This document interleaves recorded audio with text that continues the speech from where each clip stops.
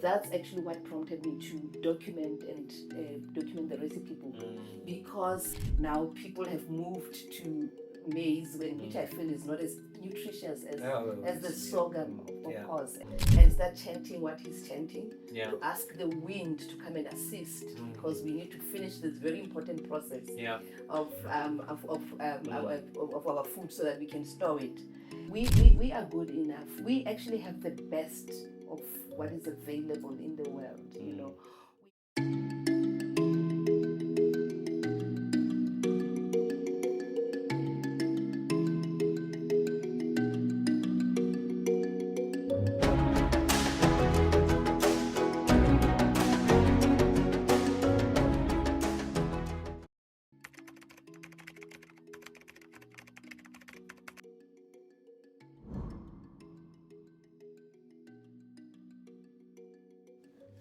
Welcome to the podcast called The Battle for African Agriculture, where we bring you voices from across the continent who are fighting to reclaim food, culture, and sovereignty.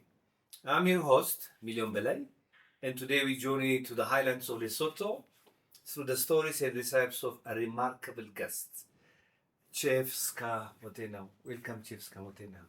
Thank you for inviting me. Thanks for coming. So can you tell us about yourself? Who are you, Chef?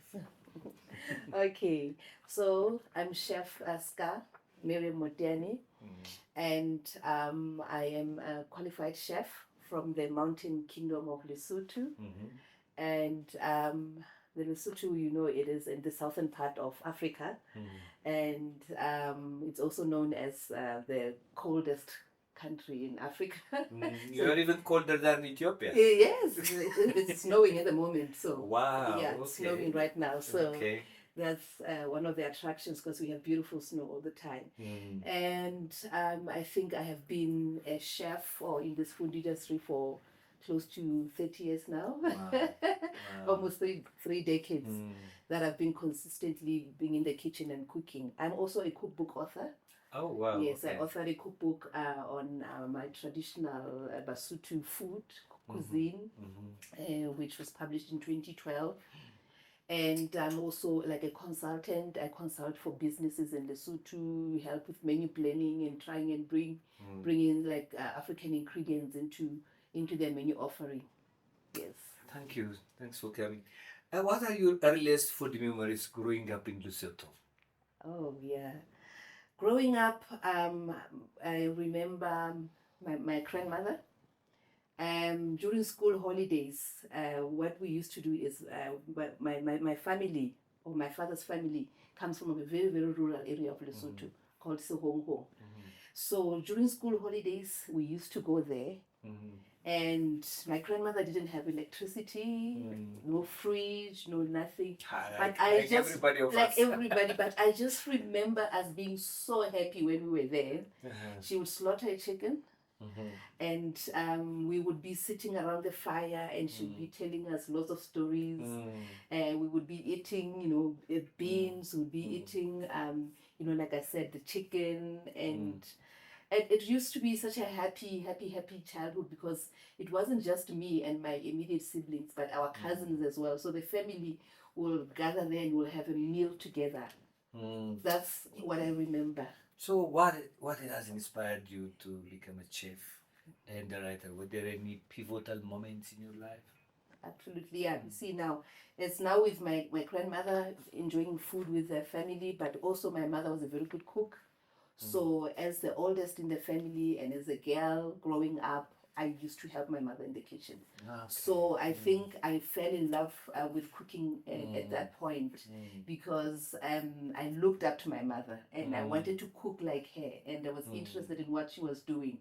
So that's what sparked my love for cooking. Wow.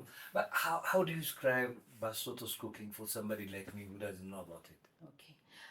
Basotho cooking is very, very simple. We don't have like your complex spices or many flavors. As you'll find that our recipes are more or less about 2-3 ingredients or so. Oh, really? Yes, we don't really have dishes or recipes that require a lot of ingredients to do. So you'll find that it's about 3 2, 3 or so Wow. ingredients. And we also like, having those one pot like dishes, so that would be your grains with beans and everything, and that would be a whole meal on its own. Yes. So what are some of these ingredients that you talking about? Who are at the danger of disappearing? And what are you doing to protect them? Okay.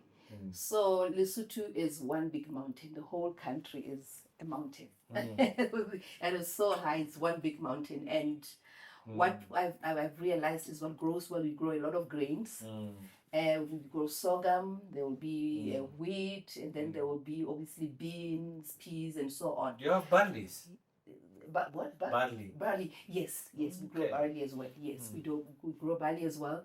So I think the most important one that I want to talk about is the sorghum, because actually sorghum was our staple many, many years ago, before maize was introduced in Lesotho. Even everything, our cultural traditions are centered around sorghum because it was our staple food. So it's important that we preserve that, because otherwise we lose our identity. So that is one of the crops that is in danger of disappearing, because now with this commercialization of maize and changing patterns of eating, now people have moved to maize, which I feel is not as nutritious as the sorghum, of course. And also, it doesn't require a lot of inputs. It's climate smart. And it grows very, very well in Lesotho, because we grow a lot of sorghum, especially along the river valley. So it's important that we preserve that we don't lose that very important crop or that very important ingredient. When at the meeting you told us about this fascinating story about a whisperer that you called from the community, and I just remember somebody, a rainmaker from Ethiopia, from the southwest of Ethiopia, yes, who they said could stop rain.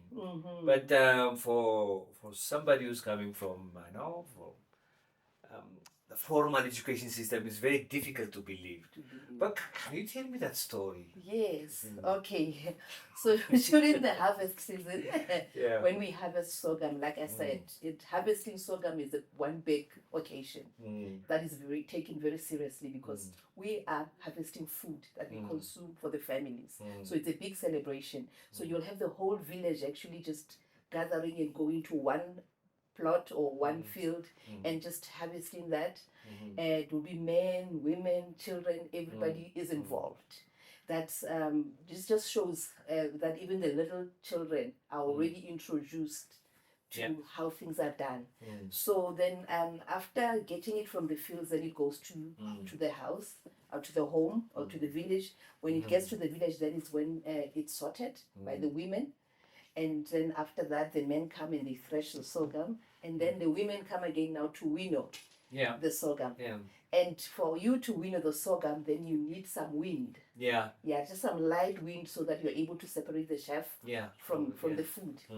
So when there's no wind, then the women will call for a wind whisperer. A man or a woman? It's a man. Okay. And I'm told that this is a man who travels a lot, who loves working on food, who's been everywhere, who walks long distances. So this man would then come and start a little fire and start chanting what he's chanting, to ask the wind to come and assist, because we need to finish this very important process of our food, so that we can store it. Then once he's done the fire and started chanting, then the wind will come. I actually saw it happen. Fascinating. And it was fascinating. And then after that, then the women will finish with the winnowing, and then we have food.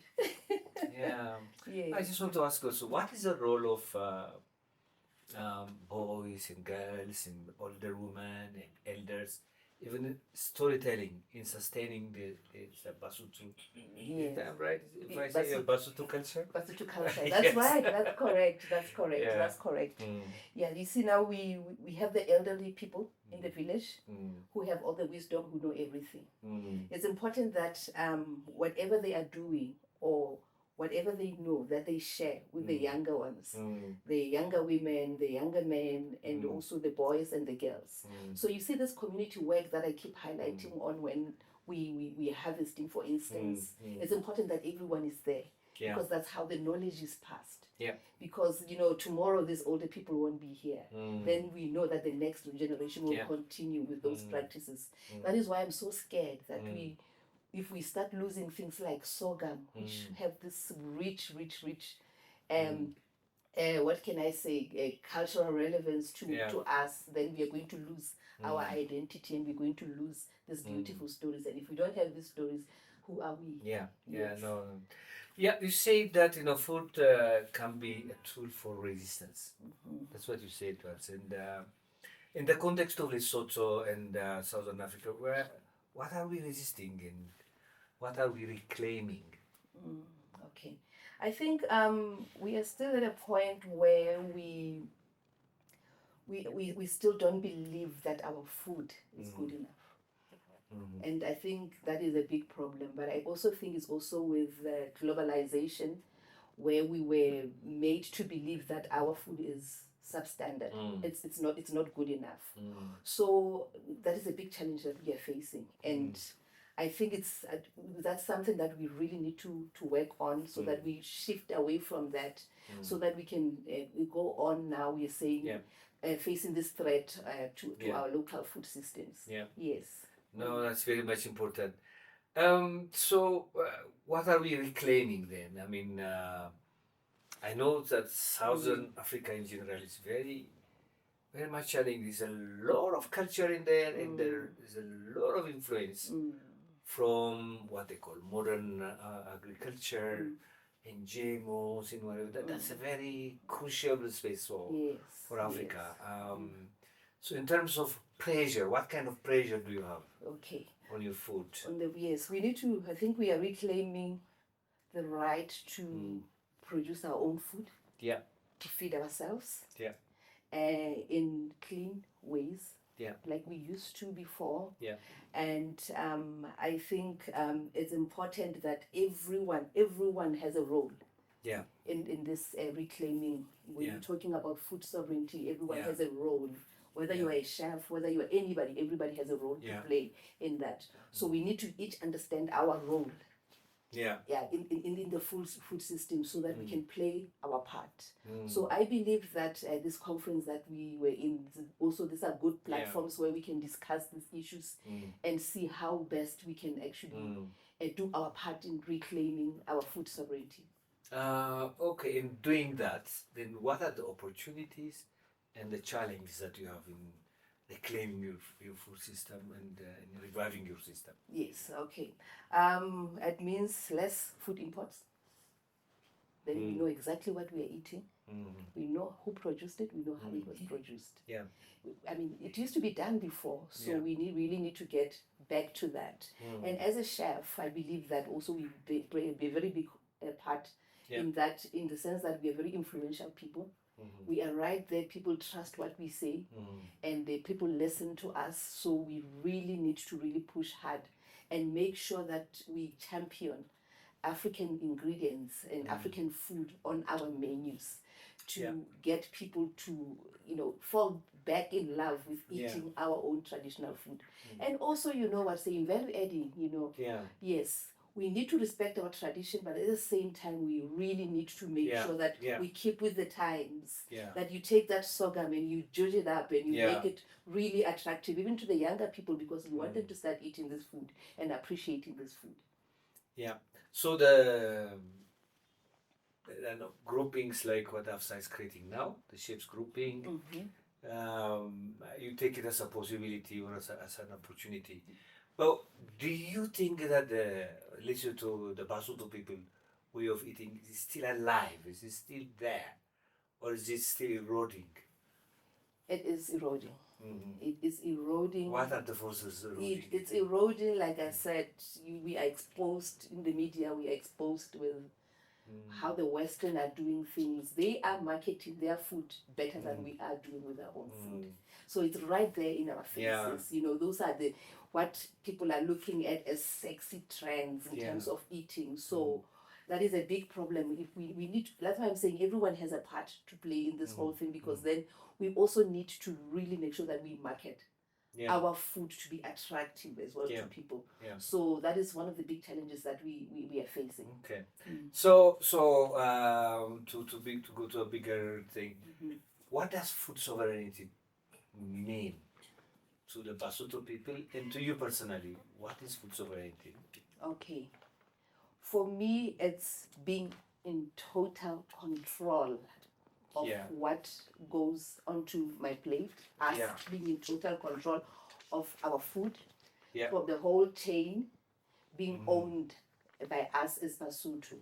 So for me, I think that's what it is, because there are so many opportunities around that chain, and if we completely own it, then we are able to feed ourselves. We are able to eat what we want. We are able to make sure that the farmers are supported. The chefs have work. We have food in their homes, and that's what food sovereignty means to me. Excellent. Let's say the Minister of Education gives you a call tomorrow. Yes. And says, Ska, please design the curriculum of Lesotho so that it reflects its traditional food. Yes. What elements would you include in it, and how would you do that? Okay. It's a very difficult question, I know. It For somebody, a chef, not a curriculum developer. What would you want to see in the curriculum? It's difficult, but not so difficult, because that is something that has been worrying me. The fact that even I myself, as a chef, I studied in Africa. I studied culinary arts. I have an international qualification. But in the 2-3 years that I studied, we didn't even have one module on African cuisine. Really? Where did you study? I studied in South Africa. Okay. Yes, but it's the same in Lesotho, because it's the same qualifications. So I don't even remember. Actually, no. That was many years ago. I studied a long time ago in the early 90s. I mean, yes, mid-90s. At that time, I don't even remember us doing anything with sorghum, which is an African crop which originates in Africa, for instance. So I have really been saying, how can I call myself a chef if I know nothing about my food? I studied French cuisine. I studied Italian. I excelled in that. I passed with distinction. Then I had to now go back into the kitchen and work as a chef. I knew nothing about my own food. That's actually what prompted me to document the recipe book. Because I even went on Google. I was looking for recipes. There was nothing on Basotho food. And I'm like, okay, then let me do that. So I actually went out and I funded the whole project myself from my little savings, and I went around the country and started researching and documented that. So I would encourage on the curriculum, obviously, not only about the food and the recipes, but mostly the techniques. You know, the way our food tastes, or the recipe, is also the way it's made. So we are also losing that. And people are saying now they're busy. No, we can't prepare porridge like we used to before. No. I don't believe that should actually be the case. We still need to respect the way these things were done, so that once you prepare the food in the proper way, then you really don't need to add anything else to amplify the flavor, because the food is flavorful on its own. Yes. So, as you can see, in this meeting, there are parliamentarians, there's civil society, there's journalists, there are a number of chefs. So, what's your vision for this kind of gathering, in supporting the amelioration of African food? So, how do you see it in the future? I'll start with the chefs, as having a very strong network of chefs that champion African food in their corners. Myself in Lesotho, that one in South Africa. So I see us having that network. Actually, just before I came in here for this podcast, we were just talking on how we are going to keep the connection. How after this meeting we are going to keep talking to each other, because we don't want to lose this, because we are fired up at the moment. So we don't want to lose that. So I see that as the future, learning from what Ghana is doing, what they're doing in Ethiopia, and then I can implement the same. And you see, we have similar ingredients. Yeah. So it's not going to be that difficult to be able to make sure that we champion our food properly. I think from the policy makers, we heard that the policies are there, but they're not implemented. Yeah. They need to be implemented. Yeah. They need to be implemented. And also, because now we are in a crisis that our African food is really disappearing, maybe have a look and see if there are some incentives, especially even to the chefs, the cooks, some incentives for them, especially for people who are really championing local food on their menus. Because I think sometimes when you have that incentive, it's going to encourage even more people to take part. There's nothing for them at the moment. They're like, okay, why, they don't see any value in actually preserving our traditional food. So I would love to see us continue like that with the government, with the policymakers helping, ensuring that these policies are implemented. They're there, and they need to be implemented so that we can really see a change. Then we have NGOs. I know they can help with funding as well. They can help with advocacy and so on and so on. So I think if we all come together, we can really. I'm happy that we are in this space as chefs with the policymakers, and because now they can also hear our side and the challenges that we are facing. Excellent. Thank you very much. So we're finalizing our discussion, but what's your message?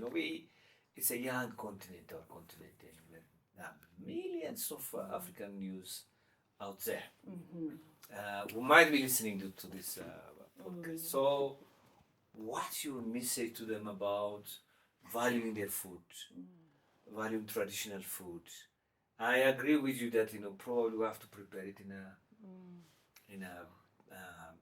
attractive way to attract them, but they have to be attracted also to our food system. So what's your message? I think my message is our food is good enough. I cannot stress that. It is good enough. We are good enough. We actually have the best of what is available in the world. We also, I think we are also at that advantage that some of our places are still not as contaminated as in the Western world. So we really need to, capitalize on that. So we our food is good enough. Our food is good. It is good. Yeah.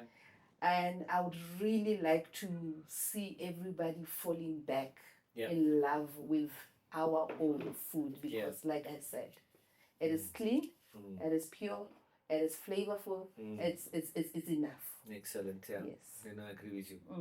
So, just to conclude, if you invite me to Lesotho and give me one food which encapsulates the spirit of the Lesotho people, the Basotho, what would that be? Okay. I'll go back to the sorghum, obviously, the sorghum dish. It is a sorghum dish. In Lesotho, we have what we call the hobe. Yeah. The hobe is actually a mix of different grains. This is how Basotho make sure that they have enough fiber, they have enough flavor also in the food. So, for instance, we can take the sorghum, whole grain sorghum. It is cooked with some beans because we have lovely beans as well, and that's a protein.